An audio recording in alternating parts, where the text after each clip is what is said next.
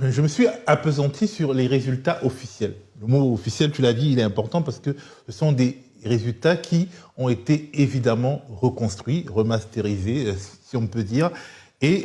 qui témoignent d'une volonté de créer une majorité. Alors que l'on a vu que le pouvoir de Paul Biya, qui en 2018 avait gagné avec 2 500 000 voix sur 3 500 000 suffrages exprimés, et dont les deux le plus puissant bastion était le Nord, parce que la moitié de ces voix-là venaient du Nord. Comment réussit-il aujourd'hui à avoir la majorité alors que le Grand Nord lui a tourné le dos, alors que les grandes villes comme Yaoundé, Douala, Bafoussam, Garoua, Maroua lui ont tourné le dos? Comment parvient-il aujourd'hui, contre toute logique, contre les milliers de PV que nous avons pu consulter, comment parvient-il à gagner ces élections selon le Conseil constitutionnel? Alors, j'ai comparé le corps électoral réel, c'est-à-dire les votants réels de 2018 et de 2025. Et il apparaît très clairement, quand on fait une analyse régionale, région par région, qu'il y a une hausse assez forte du nombre d'électeurs, à peu près 50%, mais que cette hausse du nombre d'électeurs entre 2018 et 2025 se concentre dans les endroits où le Conseil constitutionnel dit que Paul Biya a gagné. Par exemple, dans le centre du pays, on a bien vu tous les résultats de Yaoundé, et donc on considère, à l'absence de PV officiel, puisque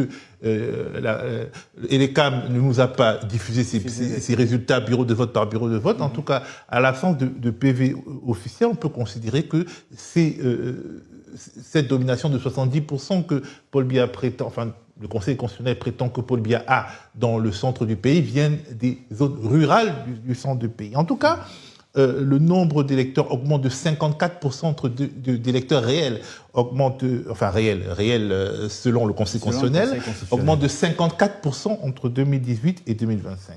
À l'Est, le nombre d'électeurs réels augmente de 48% entre 2018 et 2025. Donc dans le centre, dans l'Est, on déclare que Paul Biya a gagné. Dans le Sud, le nombre d'électeurs réels augmente de 59%. Dans le Sud-Ouest, une autre province où Paul Biya aurait écrasé Issa Chiroma Bakary, sachant que le Sud-Ouest, c'est une région anglophone, et que le pays anglophone n'a jamais été vraiment très RDPC, le Sud-Ouest un peu plus que le Nord-Ouest, mais on va voir. Et d'autant plus avec la situation donc, sécuritaire depuis 2016. En tout cas, selon le Conseil constitutionnel, il y a une augmentation du corps électoral, écoutez bien, de 243% entre 2018 et 2025, et dans le Nord-Ouest, qui est l'épicentre de la crise anglophone, de la guerre civile des deux régions anglophones du pays, il y a une augmentation de 800% des électeurs réels. Donc en fait, ce que Issa Chiroma a perdu dans le Grand Nord du pays, qui était sa banque mondiale électorale, Paul Biya a perdu dans le Grand Nord, qui était sa banque mondiale électorale, il le récupère surtout dans le Sud-Ouest et le Nord-Ouest, le Nord-Ouest étant un bastion historique de l'opposition camerounaise, et les dynamiques politiques des meetings montrant très bien que cette région n'a pas basculé du côté de Paul Biya. Et surtout, un taux de participation tel qu'il se présente là, c'est-à-dire en fait, on nous explique qu'à peu près la moitié des électeurs du Sud-Ouest et du Nord-Ouest ont voté pour Paul Biya, la moitié des électeurs inscrits, c'est-à-dire à peu près le même taux de participation que dans les régions où il y a la paix. C'est assez curieux dans la mesure où,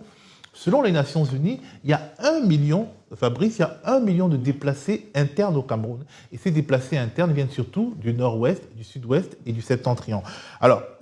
par exemple, il y a une sorte de prise d'acte du fait qu'il y a eu des déplacés internes venant du Grand Nord du pays, notamment l'extrême Nord, qui est en proie à Boko Haram. Il y a une baisse de 9% des électeurs réels entre 2008 et 2025. C'est normal, puisque beaucoup de personnes ont quitté l'extrême Nord pour descendre à Yaoundé, à Douala et dans les régions où il n'y a pas la guerre. Au sein de la Damawa, il y a une sorte de stabilité du nombre d'électeurs réels. Et donc, l'extrême nord, la Damawa, disons, ne sont pas des zones où Paul Biya caracole en tête, même si le Conseil constitutionnel donne une courte avance dans l'extrême nord à Paul Biya. Et dans les régions qui sont des régions qui ont accueilli les déplacés internes, comme le littoral et le nord, il y a une augmentation modérée, c'est-à-dire il y a 30% de plus d'électeurs à Douala, dans le littoral, ce qui est normal parce que le littoral a vu venir des personnes du nord-ouest, du sud-ouest et du Grand Nord. Et puis, bon, il y a aussi la croissance démographique naturelle qui est assez dynamique dans la province du littoral. Une augmentation de 15% des électeurs réels dans l'ouest, ce qui peut aussi se comprendre. Mais dans les régions, il y a une sorte de différentiel absurde. Certaines régions qui sont en proie à la guerre et à des rébellions voient leur nombre d'électeurs réels exploser, alors que ce sont des régions justement où, en l'absence de sécurité, les scrutateurs de l'opposition n'ont pas pu se mouvoir, et d'autres, celles du Nord, mais en fait, d'un point de vue logique, sont stables ou en baisse. Donc voilà un peu, en gros, Paul Biya a récupéré sur le papier les secteurs qu'il a perdus dans le Grand Nord en faisant exploser le taux de participation dans des provinces comme le centre, l'Est et le Sud, et puis en fabriquant, entre guillemets, des électeurs et en changeant la nature sociologique de l'électorat dans les deux provinces anglophones du pays. C'est un peu ce qu'on peut retenir de ces résultats officiels qui jurent, je le rappelle, avec la géographie politique qu'on peut entrevoir à travers les PV de sortie des urnes qui